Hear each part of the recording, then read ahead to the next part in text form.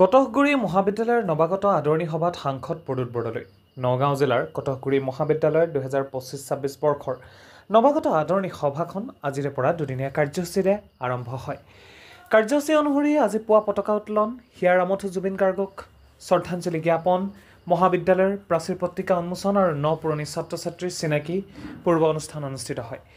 বিয়লি 1 বজাত মহাবিদ্যালয়খনৰ অধ্যক্ষ ডক্টৰ খাইৰুল ইছলামৰ সভাপতিত্বত অনুষ্ঠিত হোৱা মুকলি সভাত নগাঁও লোকসভা সমষ্টিৰ সাংসদ প্ৰদ্যুৎ বৰদলৈ আৰু বিধায়িকা শিৱামণি বৰা উপস্থিত থাকি ছাত্ৰ-ছাত্ৰীক উদ্দেশ্যি গুৰুত্বপূৰ্ণ ভাষণ প্ৰদান কৰে। লগতে দুয়োজনে মিলি মহাবিদ্যালয়খনৰ শ্ৰেণী কোঠালী নিৰ্মাণৰ বাবে 10 লাখ টকা অনুদান দিয়াৰ প্ৰতিশ্ৰুতি প্ৰদান কৰে। অহা 6 নৱেম্বৰত হিয়াৰামঠ জুবিন গাৰ্গৰ নামত উৎসৰ্গিত সাংস্কৃতিক অনুষ্ঠানটো অনুষ্ঠিত হ'ব বুলি আজি অধ্যক্ষগৰাকীয়ে সংবাদ মাধ্যমক জানিবলৈ দিয়ে।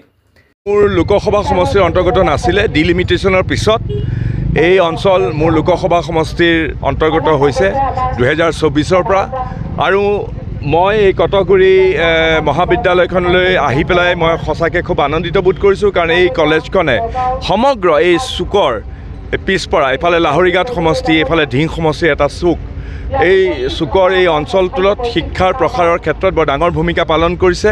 ইয়াত এতিয়া আৰ্টছ ষ্ট্ৰীম আছে, মই চেষ্টা কৰিম ছায়েন্স ষ্ট্ৰীম আৰু কমাৰ্চ ষ্ট্ৰীম বা অন্য আধুনিক শিক্ষাৰ যিবিলাক কোৰ্চ আছে সেইবিলাক ইয়াত প্ৰৱৰ্তন কৰিবৰ কাৰণে মই কাম কৰি যাম।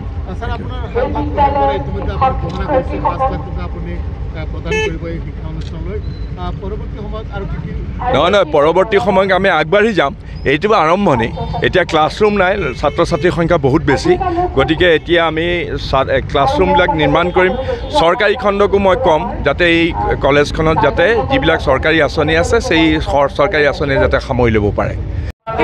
এইটো অলৰেডি এবাৰ চেংচন হৈ আছে, টেণ্ডাৰো কল হৈ আছে, কাম চলি আছে।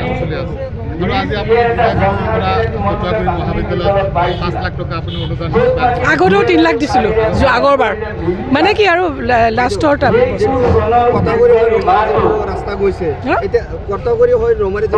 খুব ৰাস্তাটো সেইটো একচুৱেলি টেণ্ডাৰো হৈ আছিলে, সেইটো চেংচনো হৈ আছিলে, কিন্তু কিয় ৰাস্তাৰ ছাইডত বহুত পুখুৰী খানা আছে। সেই পুখুৰীখিনি মানে চাৰ্কুল অফিচাৰ পৰা আহিছিলে হেৰি কৰিব, ছাৰ্ভে কৰিবলৈ, সেই পুখুৰীখিনি পুতি নিদিলে তেওঁলোকে কামটো ষ্টাৰ্ট নকৰে। ব্যক্তিগত মানে ৰাস্তাটো দখল কৰি ব্যক্তিগত পুখুৰী বনাই থৈছে, গতিকে মানে এইটো বহুতখিনি টকা লাগিব মানে সেইটো কৰিবলৈ, সেইকাৰণে তেওঁলোকে আৰম্ভ কৰা নাই, কিন্তু এইটো অলৰেডি চেংচন হৈ আছে। আজি প্ৰথম দিনৰ কাৰ্যসূচী ইতিমধ্যে আমাৰ মুকলি সভাৰ চলি আছে। ইতিমধ্যে আমাৰ ইয়াত উপস্থিত আছিল আমাৰ মাননীয় সাংসদ প্ৰদ্যুৎ বৰদলৈ ডাঙৰীয়া, আমাৰ মাননীয় বিধায়িকা শ্ৰীমতী শিৱামণি বৰা ডাঙৰীয়ানী উপস্থিত আছিল।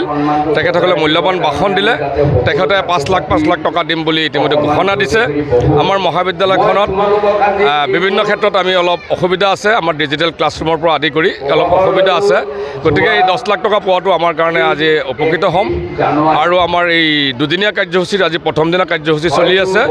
আমাৰ 6 তাৰিখে কালচাৰেল প্ৰগ্ৰেম আছে আৰু 6 তাৰিখেও আমি কাৰ্যসূচী আমি সাফল্যমণ্ডিত যাতে হ'ব পাৰোঁ, সকলোৱে মই সহযোগ বিচাৰিছোঁ। টুকটুকিৰ পৰা আবুল হুছেইনৰ ৰিপৰ্ট, ডেইলি 24 লাইভ।